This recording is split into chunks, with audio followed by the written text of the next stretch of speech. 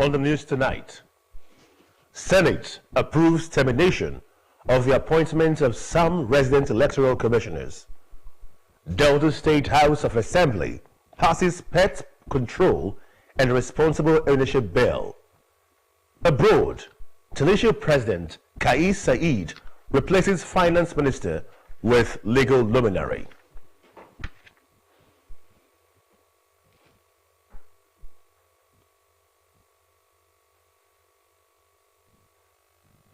Good evening. Welcome to Delta TV Main News tonight. My name is Francis Ofulue. The Senate has granted President Bola Tinubu's request to terminate the appointment of the resident electoral commissioners, RECs, in charge of Sokoto, Abia, and Adamawa states. The affected RECs include Dr. Nura Ali, Sokoto, Hudu Hari, Adamawa state, and Professor Ikema Afuna, Uzochukwu, Abia State. The resolution of the Senate followed its consideration and approval of a motion moved by Senate leader Senator Okpeyemi Bamidele during plenary. President Tinubu, in a letter read by the Senate President, Senator Godswill Akpabio, had urged the Senate to approve the termination of the appointment of the RECs who had been on suspension since 2023. The State House of Assembly has passed the Delta State's Pet Control and Responsible Ownership Bill. Favor Okafo has details. Presenting the report by the Joint Committee on Agriculture and Natural Resources, Health, Environment, Oil and Gas, the chairman of the House Committee on Agriculture and Chief Whip in the House, Honorable Perkins Umokoro, told the House that after its meeting with relevant stakeholders, the Joint Committee came up with recommendations to amend some sections of the bill.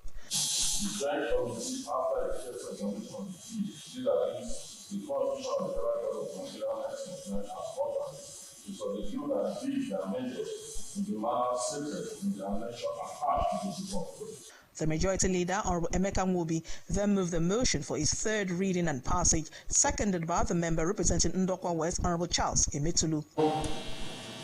That the Delta State's Tax Control and Responsible Ownership Bill 2024 has been sustained, been now read the third time and passed.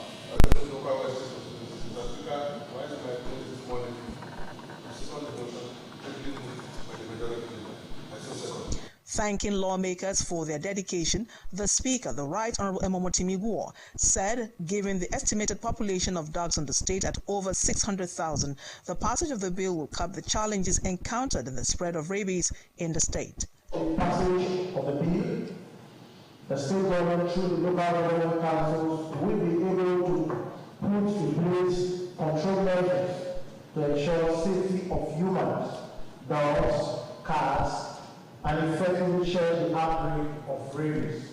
The bill, when passed into law, will see to the licensing, control, registration, and responsible ownership of pets in the state. Favor Okafo reporting. The Udu-Uheli Federal Constituency. The motion came at a meeting of the constituency, moved by a former member of the State House of Assembly and chairman of the State Universal Basic Education Board, SUBEB, Honorable Samuel Marere, seconded by Honorable Anthony Erunwe. Moving the motion, Honorable Marere said the governor's credible performance in all sectors of the economy were outstanding and worthy of commendation.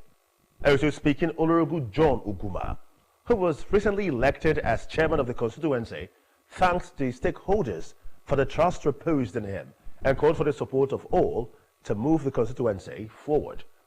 Other elected members of executive of the body include Chief Uviagas, the deputy chairman, Honorable George Oyefia as treasurer, and Honorable Vincent Uyibode, publicity secretary.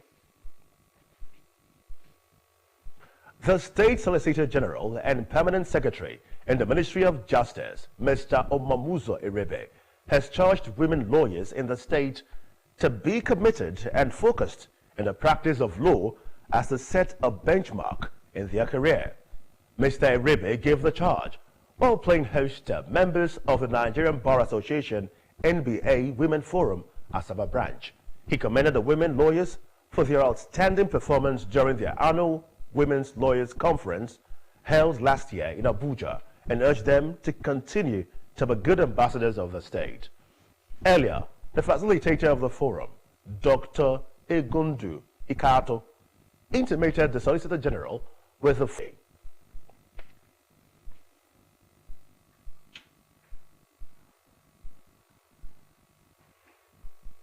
Students of the Dennis Osadebe University, Awai, today visited Delta Broadcasting Service, DBS Asaba, on an excursion to get acquainted with the workings of the broadcast outfit. Gift Unosha reports. The Deputy Vice-Chancellor, Academics in the University, Professor Robert Dode, who was part of the excursion team, said the visit would enable the students to have first-hand knowledge of the rudiments of broadcasting and be better informed about the electronic media. So this is a way of coming to expose the students to the practical aspect of the things they're taught theoretically, because if you just have a theoretical understanding of a phenomenon, you may not be able to grasp the entire content of that. So they've just come to see how things work. Interview expressed satisfaction with the visit, saying what they had learned would boost their academic performance. This course is all about from the traditional way to the modern way of doing things. They have shown us the ways that they have been doing things in the past and the way they are doing things currently. I feel quite excited about coming here because we learned a lot of stuff.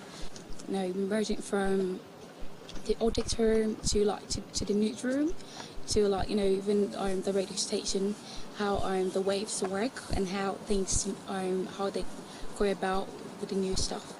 The university students thanked the DBS Asaba for the opportunity to expand their horizon. Gifts Unosha reporting. Civil and public servants in Oyo State have begun wearing native attires with a touch of the traditional Ashoke every Thursday, in addition to the existing tradition of native attires on Fridays.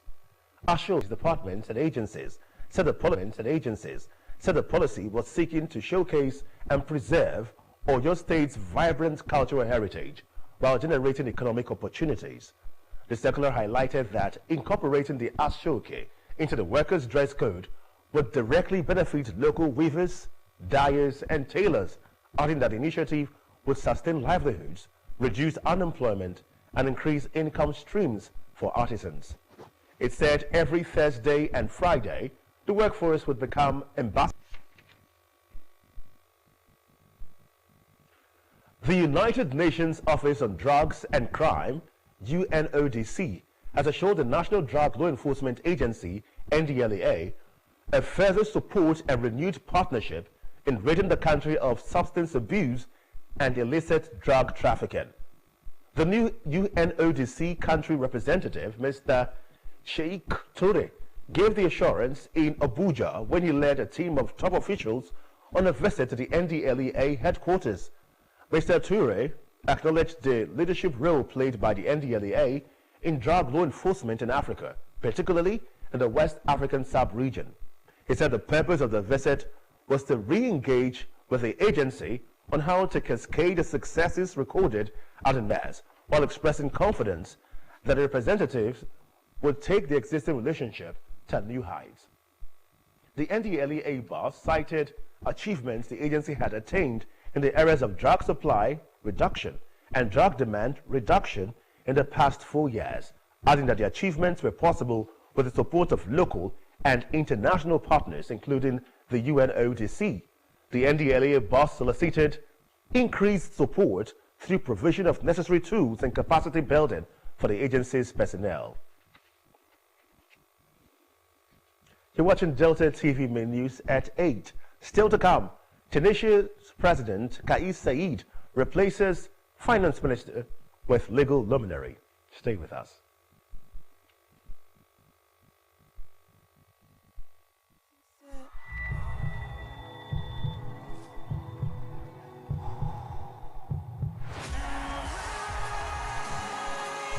Stay confident, stay focused, breathe through it with TomTom. Some say learning is fun, but as a mom, I see how demanding it can be for my child. That's why I ensure he starts every day with a cup of Bonvita. Give your child Bonvita. It contains essential vitamins and minerals that support mental and physical vitality. Bonvita. Prepare them to win every day.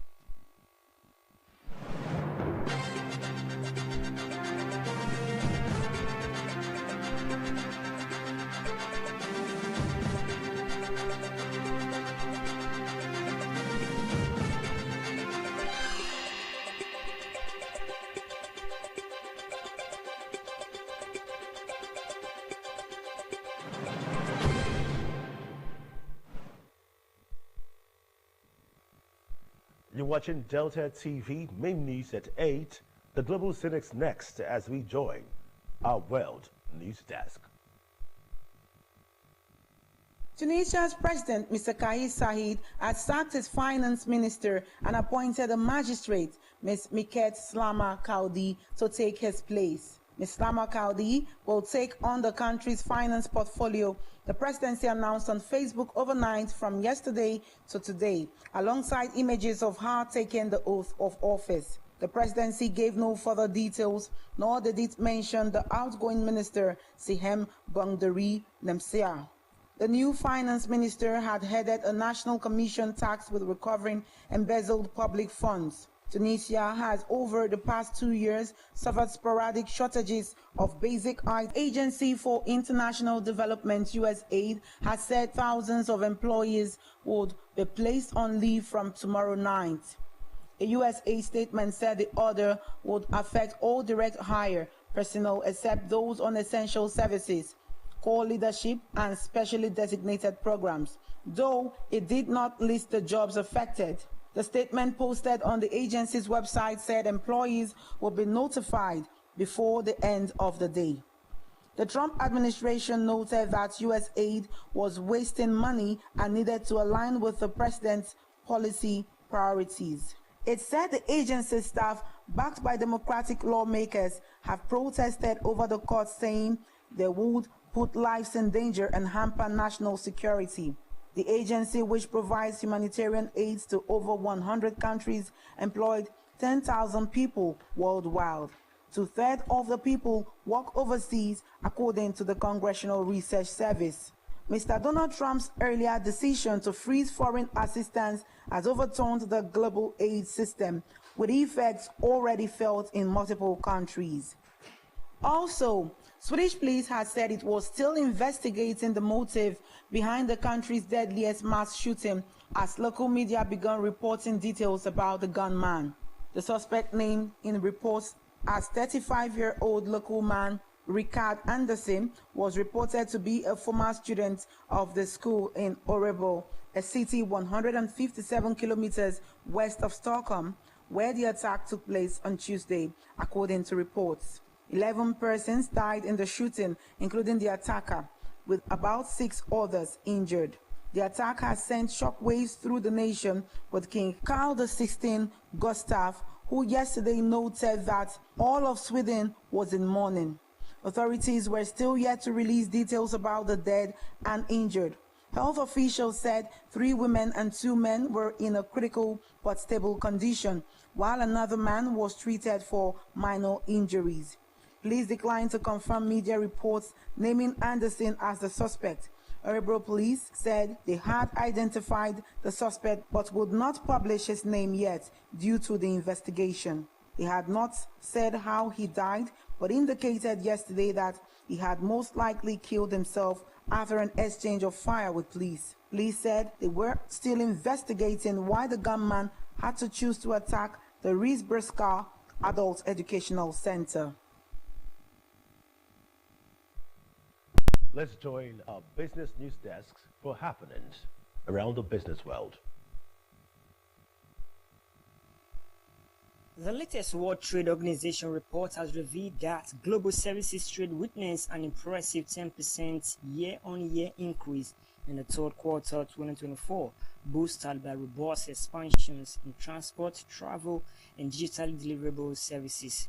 According to the report, Asia led the global surge in services exports, rising by 16%, followed by 8% in Europe and 7% in North America, South and Central America, and the Caribbean.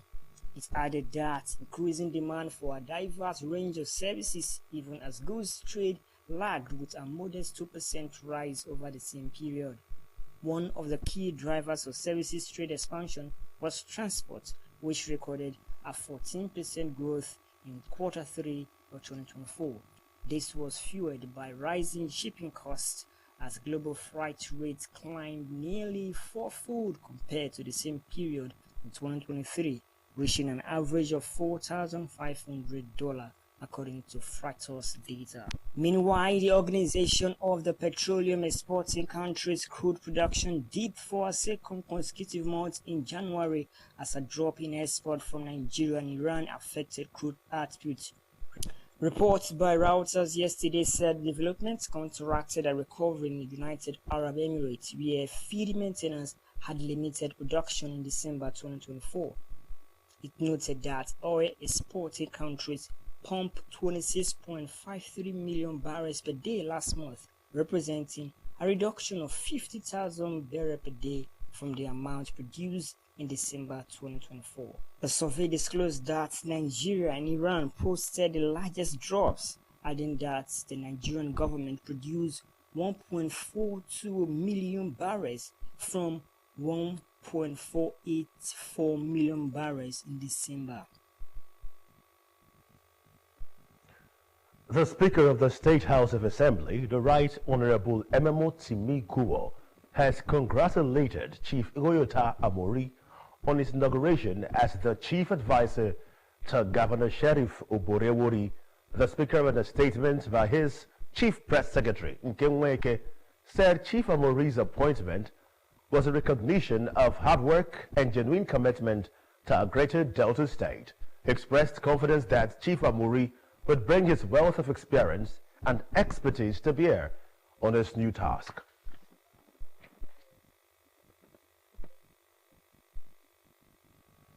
In sports, about 2 teams have booked their place in the Copa del Rey semi-final stage. The teams include Atletico Madrid and Real Madrid. This follows the conclusion of yesterday's quarter-final tie between Real Madrid and Leganés. Real Madrid went 2-0 up